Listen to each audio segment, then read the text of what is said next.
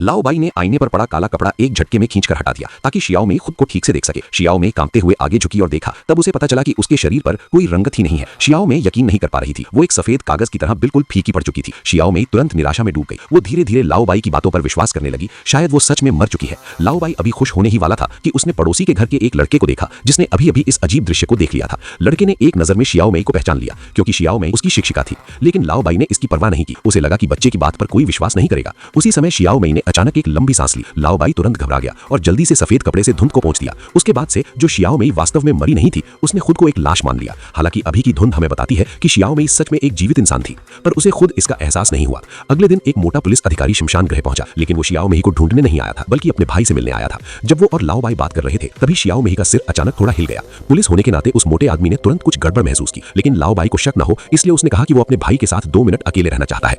लाओबाई ने मना नहीं किया और मुड़कर कमरे से बाहर चला गया। जैसे ही लाओबाई गया, पुलिस वाला तेजी से शियाओ में के पास पहुंचा। ये महिला तो मर चुकी थी, लेकिन पुलिस वाले ने सफेद कपड़ा उठाकर ये जांचना शुरू किया कि क्या उसमें अब भी दिल की धड़कन है। अचानक लाओबाई वापस आ गया, जिससे मोटा पुलिस वाला बुरी तरह चौंक गया। वो अभी अभी के दृश्य को समझा नहीं पाया, बस अपनी पुलिस टोपी उठाई और मुड़कर चला गया। अभी जो कुछ हुआ उससे लाओबाई बहुत नाराज हो गया, लेकिन वो बदला नहीं ले सकता था। वो केवल इतना कर सका कि उस मोटे पुलिस वाले के मरे हुए भाई के लिए एक डरावना मेकअप कर दिया। दूसरी ओर शियाओ में का प्रेमी उसके सामान को लेने स्कूल पहुंचा। उसी समय छोटे लड़के ने उसे देख लिया। लड़का उसके पास गया और उसे अलग ले जाकर बताया कि उसने पिछली रात शमशान गृह में शियाओ में को देखा था और वो लाल रंग की लंबी ड्रेस पहने हुई थी। लेकिन प्रेमी ने न केवल विश्वास नहीं किया बल्कि लड़के को थप्पड़ मारकर गिरा दिया, क्योंकि हाल ही में वो हमेशा शियाओ में के सपने देख रहा था और कल मिले फोन की आवाज भी शियाओ में जैसी थी। उसे लगा कि ये उसका भ्रम है, लेकिन उसने ध्यान से याद किया जिस दिन शियाओ में का एक्सीडेंट हुआ था उस दिन वो सच में लाल लंबी ड्रेस पहने हुई थी। क्या शियाओ में सच में अभी भी जीवित है? वो तुरंत शमशान गृह पहुंचा और बेताबी से शियाओ में से मिलना चाहता था। लाओबाई किसी मुसीबत से डरकर कैंची हाथ में लिए उसके पीछे पीछे चल पड़ा। प्रेमी पागलों की तरह शियाओ में का नाम पुकारता रहा, लेकिन आवाज सुनने के बाद भी शियाओ में उससे मिलने बाहर नहीं आई, क्योंकि पिछली रात के बाद वो पूरी तरह यकीन कर चुकी थी कि वो अब एक लाश है। लाओबाई के अलावा कोई भी उसकी आवाज नहीं सुन सकता था।